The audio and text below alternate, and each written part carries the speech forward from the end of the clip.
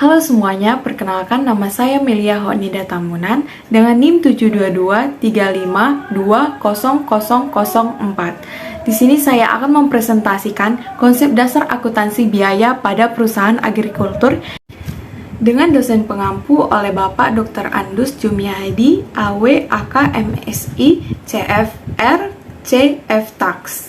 Dengan topik pembahasan yang saya bahas yaitu satu perkembangan akuntansi agrikultur, yang kedua konsep dasar akuntansi biaya, yang ketiga klasifikasi aset akuntansi agrikultur, yang keempat yaitu siklus akuntansi agrikultur, dan yang kelima yaitu contoh soal. Pembahasan yang pertama yaitu dengan perkembangan akuntansi agrikultur, yang dimana agrikultur merupakan sebagai kegiatan manusia dalam memanfaatkan lahan dan sumber daya alam untuk kegiatan pertanian. Agrikultur melibatkan berbagai kegiatan seperti penanaman, pemeliharaan, dan pemanenan tanaman, pembibitan hewan, serta pengolahan hasil pertanian. Yang dimana aset yang digunakan dalam kegiatan agrikultur biasa disebut dengan aset biologis. Pengakuan hingga pengungkapan yang terkait dengan aset biologis dalam kegiatan agrikultur ini harus menggunakan perhitungan yang tepat agar entitas dapat menyajikan laporan keuangan dengan memberikan nilai pada semua akun atau komponen biologis secara wajar. Kemudian ada konsep dasar akuntansi biaya, yang dimana maksud dari akuntansi biaya merupakan proses pencatatan, penggolongan, peringkasan, pelaporan biaya pabrikasi, dan penjualan produk serta jasa dengan cara-cara tertentu, serta penafsiran terhadap hasil-hasilnya. Di dalam akuntansi, proses pencatatan merupakan langkah awal untuk memasukkan data keuangan perusahaan yang kemudian digolongkan ke dalam akun-akun yang sesuai. Tujuan akuntansi biaya yaitu satu, menentukan harga pokok produk atau jasa. Yang kedua, mengendalikan biaya penentuan harga pokok produk dan jasa serta pengendalian biayanya. Yang terakhir yaitu memberikan informasi sebagai dasar pengambilan keputusan. Kemudian ada komponen biaya produksi, yang dimana maksud dari komponen biaya produksi itu yaitu merupakan biaya yang berkaitan dengan pembuatan barang dan penyedia jasa pada perusahaan agrikultur.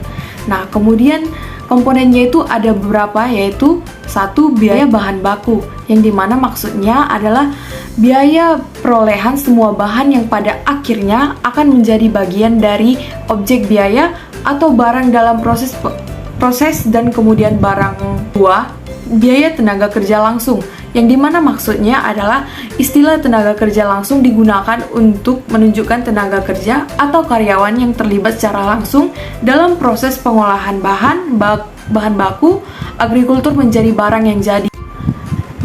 Kemudian ada biaya overhead pabrik, yang dimana maksud dari biaya overhead pabrik adalah biaya produksi selain biaya bahan baku langsung dan biaya tenaga kerja langsung, atau semua biaya produksi tak langsung.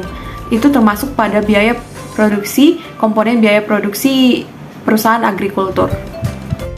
Harga pokok produksi, yang merupakan kumpulan dari biaya-biaya yang dikeluarkan untuk memperoleh dan mengolah bahan baku menjadi barang jadi. Biaya produksi harus diklasifikasikan sesuai dengan jenis, sifat, dan perilaku biaya untuk mengulangi ketidakpastian harga pokok produksi serta mengetahui berapa besaran biaya sebenarnya untuk menghasilkan suatu produk pada usaha agrikultur. Metode penentuan biaya produksi.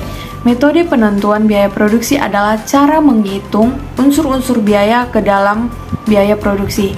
Dalam menghitung unsur-unsur biaya dalam biaya produksi terdapat dua pendekatan, yaitu pendekatan full costing dan variable costing.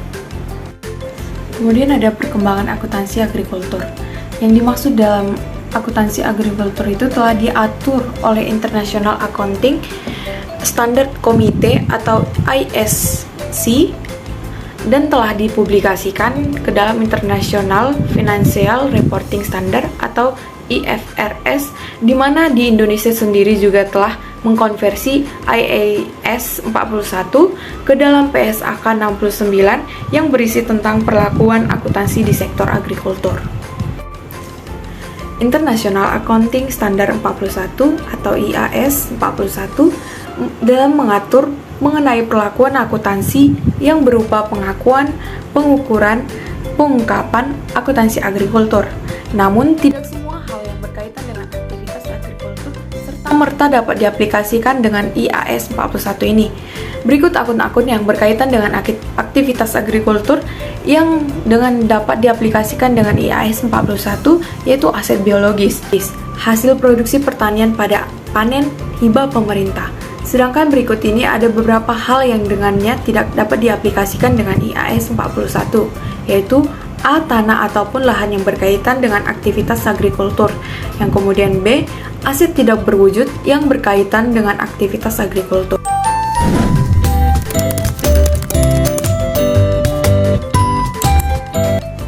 Kemudian ada kegiatannya agrikultur yang didasarkan pada PSAK 69 atau Pernyataan Standar Akuntansi Keuangan 69. Di dalam akuntansi PSAK 69 disesuaikan bahwa aset biologis atau produk agrikultur dalam PSAK 69 ini diukur pada saat pengakuan awal dan juga pada saat akhir periode keuangan.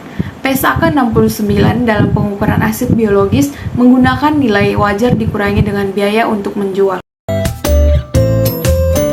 Di sini ada klasifikasi aset akuntansi agrikultur yang dibagi menjadi beberapa, yaitu aset lancar, aset tidak lancar, dan aset tidak berwujud. Yang dimana maksud dari aset lancar yaitu aset yang diharapkan dapat dicairkan dalam waktu yang tidak lebih dari 1 tahun atau 1 periode akuntansi. Ada aset tidak lancar, yang dimana maksud dari aset tidak lancar yaitu sebagai aset atau kekayaan yang dimiliki perusahaan yang mempunyai umur ekonomis lebih dari 1 tahun atau lebih dari 1 periode akuntansi. Untuk aset tetap ini biasanya tidak mudah dikonversikan ke dalam bentuk kas. Kemudian ada aset tidak berwujud, yang dimana maksud dari aset tidak berwujud ini adalah aktiva atau kekayaan yang memiliki hak kuasa namun tidak memiliki bentuk fisik atau sering disebut dengan hak istimewa yang dimiliki oleh perusahaan atau perorangan yang berada pada perusahaan agrikultur. Ada aset biologis, yang dimana aset biologis pada perusahaan agrikultur itu memiliki arti dan standar akuntansinya. Pengertian aset biologis yaitu sebagai aset yang bisa mengalami perubahan atau pertumbuhan. Aset biologis merupakan aset yang ada di dalam entitas yang bergerak di bidang agribisnis atau agrikultur dari beberapa deretan aset yang muncul dalam akuntansi, dan aset biologis inilah paling unik dan berbeda dengan aset-aset lainnya. Menurut Persamaan Standar Akuntansi 69, yang dimana aset biologis artinya aset yang berupa hewan dan tanaman. Aset biologis yang dimaksud yaitu berupa hewan atau tanaman hidup yang mengalami transformasi biologis dan menghasilkan keluaran atau output berupa perubahan aset dan produk pertanian. Proses perubahan aset yang terjadi yaitu melalui pertumbuhan, degenerasi, maupun prokreasi. Karakteristik dan transformasi aset biologis, yang dimana dapat penggolongan yaitu kemampuan untuk berubah, yang dimana maksudnya itu dalam hal ini hewan ataupun tumbuhan hidup mampu melakukan perubahan atau transformasi secara biologis. Adanya manajemen perubahan. Nah, dimaksud dari manajemen perubahan ini yaitu dalam aktivitas agrikultur terdapat manajemen yang mendukung transformasi biologis pada aset dengan cara meningkatkan atau menstabilkan aset biologis agar proses perubahan itu dapat terjadi sesuai dengan tujuan. Nah, kemudian ada pengukuran perubahan. Ada pengelompokan aset biologis yang dibagi menjadi 2, yaitu aset biologis jangka pendek dan aset biologis jangka panjang. Yang dimana aset biologis jangka pendek adalah aset biologis yang memiliki masa manfaat atau jangka waktu transformasi biologis tidak lebih dari 1 tahun. Dan pengelompokan biologis jangka panjang itu yaitu memiliki masa manfaat atau masa transformasi biologis yang lebih dari 1 tahun. Kebanyakan dari aset biologis jangka panjang ini merupakan aset biologis yang berkelanjutan atau dapat menghasilkan produk. Pada akuntansi agrikultur terdapat beberapa siklus, yaitu pada siklus pengakuan, pengukuran, dan pengungkapan. Yang pertama yaitu akuntansi pengakuan aset biologis yang berdasarkan Expros DARF PSAK nomor 69 menyatakan bahwa perusahaan atau entitas mengakui produk agrikultur pada saat Pertama, entitas memiliki control power terhadap aset biologis yang disebabkan transaksi pada masa lalu. Yang kedua, kemungkinan manfaat ekonomis yang diperoleh entitas di masa yang akan datang. Kemudian ada yang ketiga, fair value aset biologis dapat diukur secara andal. Kemudian ada akuntansi pengukuran aset biologis. Pengukuran atau measurement nilai wajar aset biologis atau produk agrikultur dapat didukung dengan mengelompokkan aset biologis atau produk agrikultur sesuai dengan atribut yang signifikan. Sebagai contoh, usia atau kualitas. Pengukuran keuntungan pada pengakuan awal atas aset biologis adalah nilai wajar dikurangi estimasi untuk menjual. Akuntansi pengungkapan aset biologis. PSAK 69 mengatakan entitas di bidang agrikultur mengungkapkan keuntungan maupun kerugian yang diperoleh dalam satu periode akuntansi pada saat terjadi pengakuan di awal periode. Perusahaan bidang agrikultur menurut PSAK 69 diharuskan untuk menjelaskan secara deskriptif maupun kuantitatif dari setiap penggolongan aset biologis dengan tujuan untuk memudahkan pemakai laporan keuangan dalam mengidentifikasikan perbedaan antara aset biologis yang dapat dikonsumsi dan aset biologis yang produktif atau barrier biological asset, atau antara aset biologi menghasilkan atau mature dan yang belum menghasilkan atau immature sesuai dengan keadaan aset biologis tersebut. Di sini saya membahas contoh soal dari konsep dasar akuntansi biaya pada perusahaan agrikultur, yang dimana soalnya yaitu entitas peternakan sebagai contoh akan menggunakan pengakuan, pengukuran, serta pengungkapan atas aktivitas agrikultur milik Makmur Farm. Makmur Farm merupakan perusahaan dagang yang bergerak di bidang agrikultur. Kegiatan utamanya adalah merawat ayam DOC atau Day Old Chicken yang berusia sehari dan ayam pulet yang berusia 14 minggu sehingga ayam-ayam tersebut siap menjadi ayam petelur.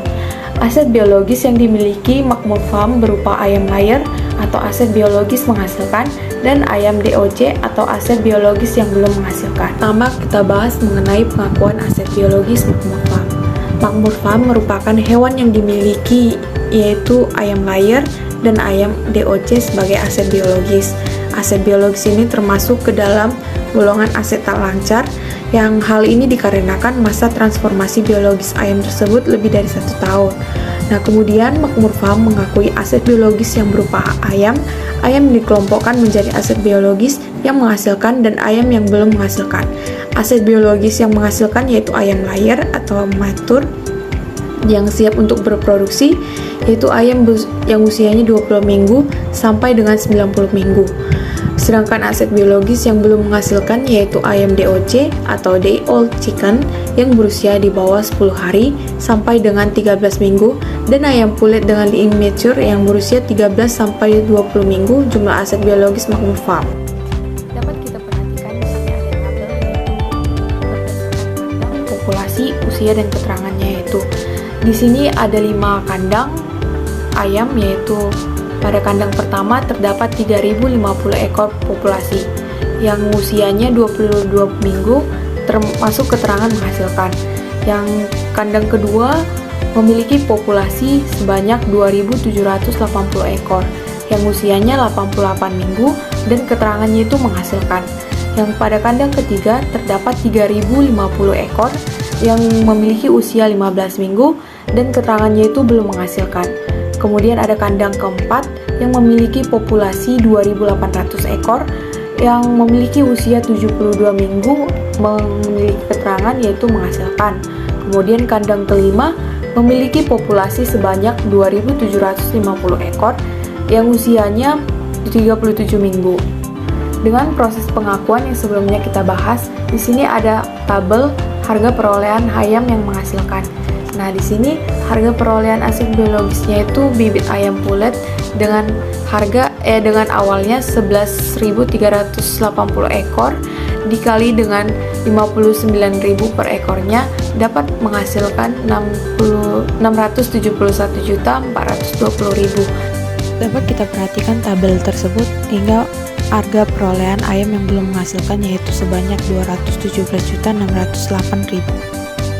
Selanjutnya ada proses pengukuran aset biologis makmur farm, di mana pengukuran pada makmur farm itu ayam. Nah, pengukuran aset biologis ini dihitung berdasarkan biaya historis, dinyatakan sebesar harga perolehan yang berasal biaya yang dikeluarkan pada pengakuan awal atau biaya pembelian bibit ditambah dengan biaya persiapan kandang, ditambah biaya perawatan seperti dan vaksin serta vitamin. Dengan kata lain, seluruh biaya dikeluarkan makmur farm selama masa pertumbuhan aset biologis itu merupakan pada proses pengukuran aset biologis makmur farm. Dapat kita perhatikan bersama, di sini ada tabel pengukuran ayam yang belum menghasilkan, di mana harga perolehan ayam yang belum menghasilkan itu awalnya 217.608.000. Nah, dari tabel tersebut juga dapat kita perhatikan bahwa ada terdapat biaya-biaya pada makmur farm. Nah, nilai perolehan yang belum menghasilkan dari ayam makmur farm yaitu sebanyak 292.273.000. Pada bagian sebelumnya kita membahas tentang pengukuran ayam yang belum menghasilkan. Nah, di sini ada tabel yang menggambarkan tentang pengukuran ayam yang menghasilkan. Harga perolehan ayam yang menghasilkan itu 672.336.000. Maka terdapat juga biaya langsung pada pakan ternak ini. Kemudian nilai perolehan ayam yang belum menghasilkan yaitu sebanyak 882.077.872 rupiah. Selanjutnya yaitu dari segi pengukuran, yang dimana makmur farm melakukan pengukuran terhadap aset biologis. Aset biologis yang telah menghasilkan dianggap telah mampu memberikan manfaat berupa produk agrikultur.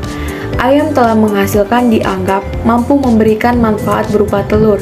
Maka dari itu perlu dilakukan penyusutan yang dihitung berdasarkan metode jumlah unit produksi.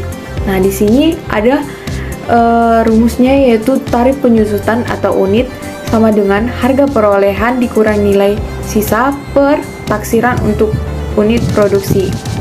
Nah, di sini kita masukkan perhitungan penyusutan aset biologis, di mana tarif penyusutan atau unitnya sebanyak Rp87.872.872 dikurang Rp284.500.000 per Rp4.536.000. Kematian ini harus diakui dengan menghapus langsung nilai aset biologisnya. Kemudian perhitungan nilai ayam apabila terjadi kematian, di mana populasi ayam yang mati yang tercatat sebagai X nilai itu tercatat sebagai ayam populasi yang sebelum kematian perhitungan ayam menghasilkan.